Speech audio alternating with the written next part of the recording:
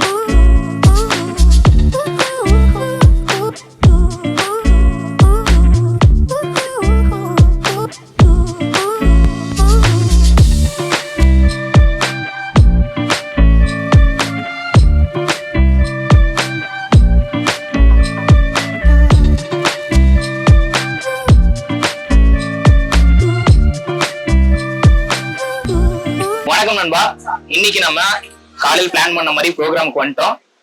அண்ணன் அவங்களுக்கு வந்து பார்த்துருக்கோம். இதை பத்தி விரிவான விஷயத்த அண்ணன் சொல்லுவாங்க. எல்லாருக்கும் வணக்கம். பல்லடம் தாய் அறக்கட்டளையோட 12வது பொங்கல் விழாக்கு வந்திருக்கீங்க.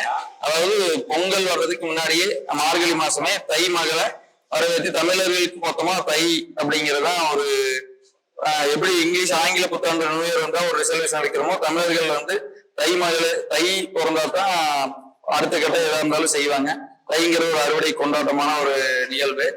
அதை வந்து அந்த நிகழ்வை கொண்டாடுற விதமா தை மகளே வருக அப்படிங்கிற சொல்லி 2 வருஷமா நாங்க இந்த பொங்கல் விழா கொண்டாடிட்டு இருக்கோம்.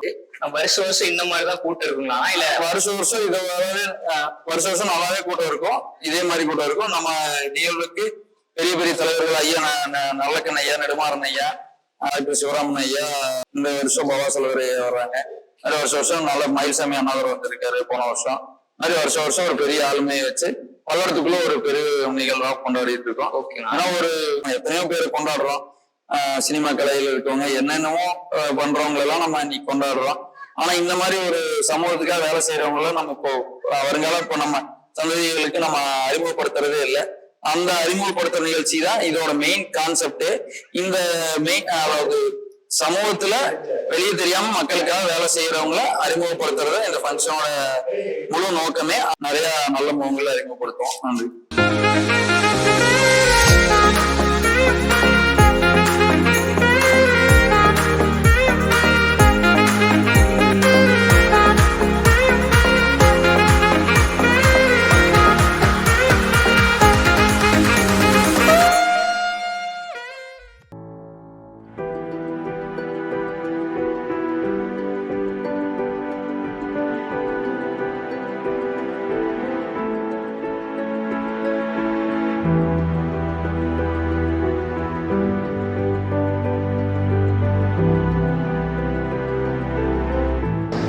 பவா தோழர்கிட்ட சொன்னேன், இந்த மாதிரி ஒரு உணவு சார்ந்த உற்பத்திகளை வேலை செய்யணும்னு எனக்கு விருப்பமாக இருக்குங்க.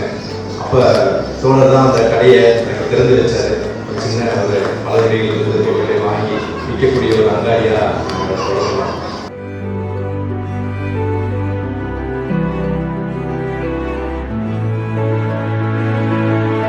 எங்க வீட்டுக்கு எத்தனை பேர் வந்தாலும் எங்க அம்மா கேட்கிற முதல் கேள்வி சாப்பிட்டு போப்பாங்க. அதாவது சலிக்க இருந்துட்டு போனோம். இந்த வீடே சலிக்கிற அளவுக்கு இருந்துட்டு போன அர்த்தம். ஒருவேளை சாப்பாடு இல்லாத இருக்கிற போதுதான் மனைவி யாரு, மகன் யாரு, பிள்ளைங்க யாரு, அப்பா யாரு என்கிற மனநிலை மனிதனுக்கு புரியாது. வீட்டுக்கு வந்தா மாடு வந்து இன்னைக்கு ராத்திரி செத்துருமோ பட்னியில,